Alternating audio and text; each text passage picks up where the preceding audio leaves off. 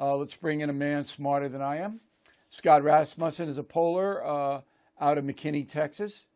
He is an editor at large for Ballotpedia, and he writes a column, Number of the Day. Okay, so you heard my analysis. What say you? Oh, you're not too far off. Let's start with the condition of the country. Just 28% of voters say they're better off than they were 2 years ago. I mean, that's channeling Ronald Reagan's challenge from 4 decades ago, but that captures the mood. People were saying we were in a pandemic 2 years ago and we're not any better off right now. Top issue, inflation. When you talk about the trends, very simple. Watch the gas prices. Over the course of the summer, lots of polls showed that Republicans were losing ground. Why? Because gas prices were falling. Half of America lives paycheck to paycheck. That price of gas, very, very important.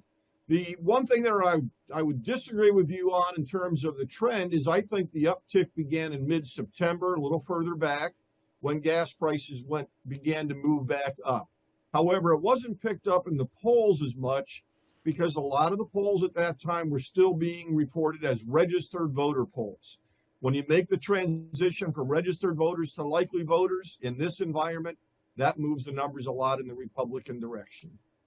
Okay, so in 3 weeks, the media between now and then, November 8th, is going to do everything they can to tell America that the Republicans are evil.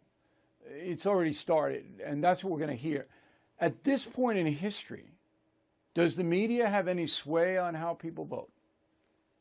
Well, there's some sway, but you actually the thing you're highlighting is over the summer, the media dominates the narrative. When you get in the campaign season with campaign advertising and people knocking on doors and candidates expressing their views, the media view that traditional media is not quite shut out, but their message doesn't get heard very well.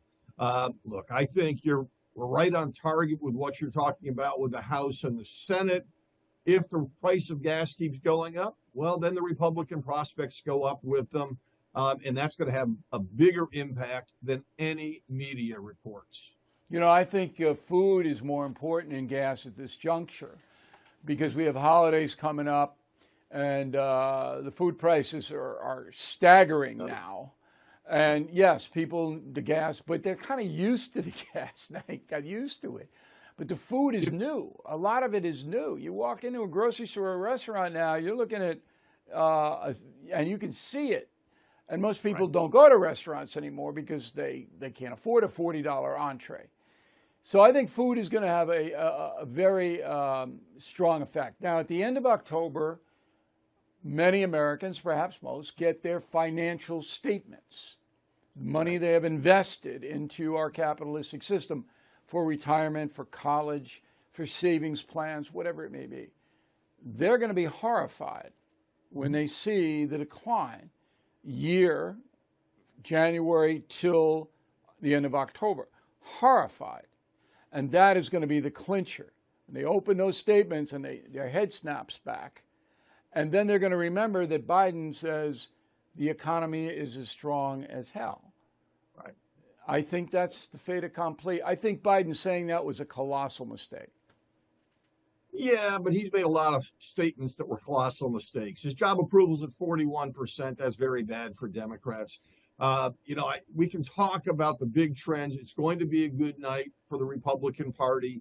The only question is how good. Some of the individual races may surprise us one direction or the other.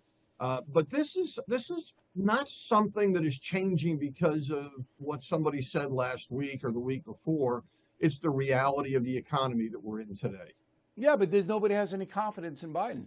They don't. They think right. He's delusional, as I said. They have no confidence in him at all. And right. I think that's a major factor. If you have a president who says, look, we have a problem. We're going to fight our way out of it. We're all going to be in it together. We're going to improve things. I'm going to do X, Y, and Z. We're going to do them now and rally the folks. Instead, this guy goes, oh, we had border secure. And people just go, that's huge, Scott. It is. Absolutely. By the way, having a celebration of the Inflation Reduction Act when the numbers come out to show inflation is going up and the stock market falling 1,300 points, that was a serious blunder. I want to mention something about the Georgia Senate race, though, that is really important detail in this process. In Georgia, you can have a runoff if nobody gets 50%. We saw that 2 years ago. I think that is the most likely outcome, that we will go to a runoff. This year, because they changed the laws, the runoff will be much earlier, December 6th.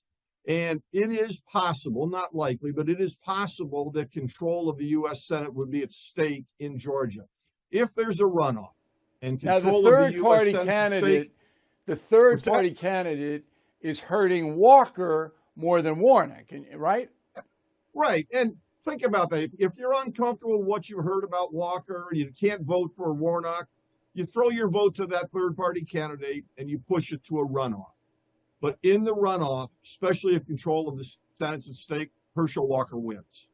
As long as Trump doesn't go down there. Well, yes, there is that. Right.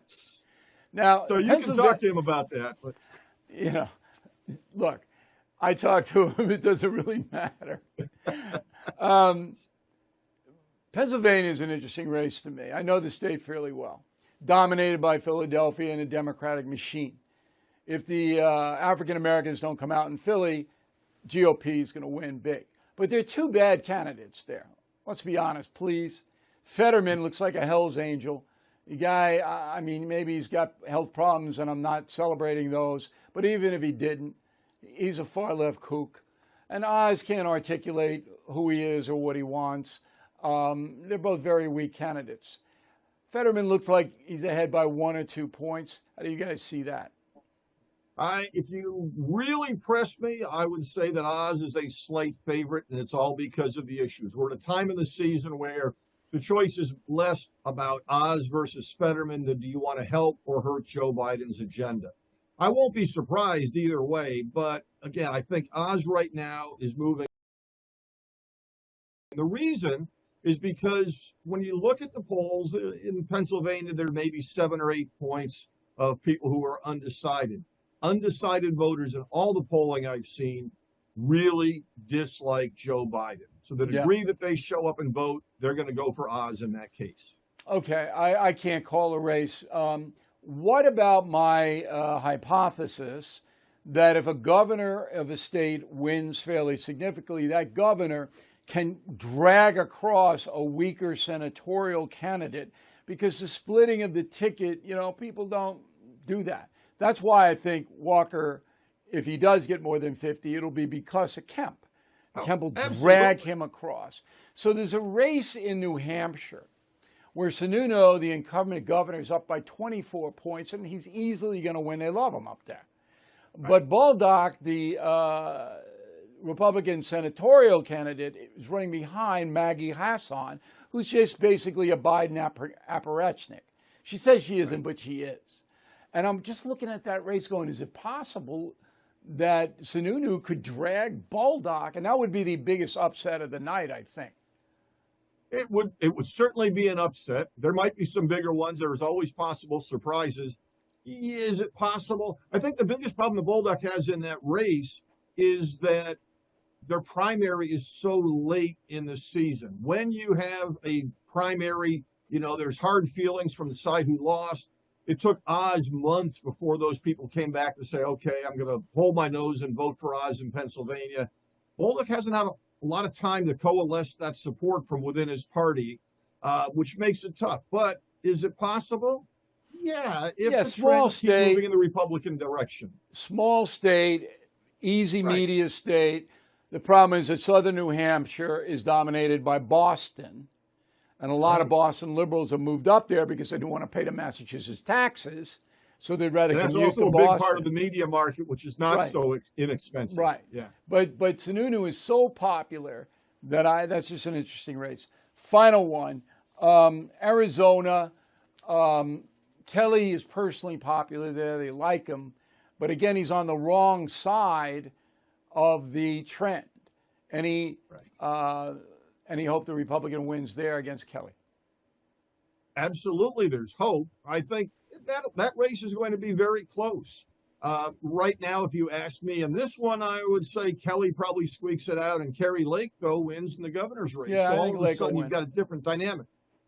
But that's another race. It's the flip side of Pennsylvania.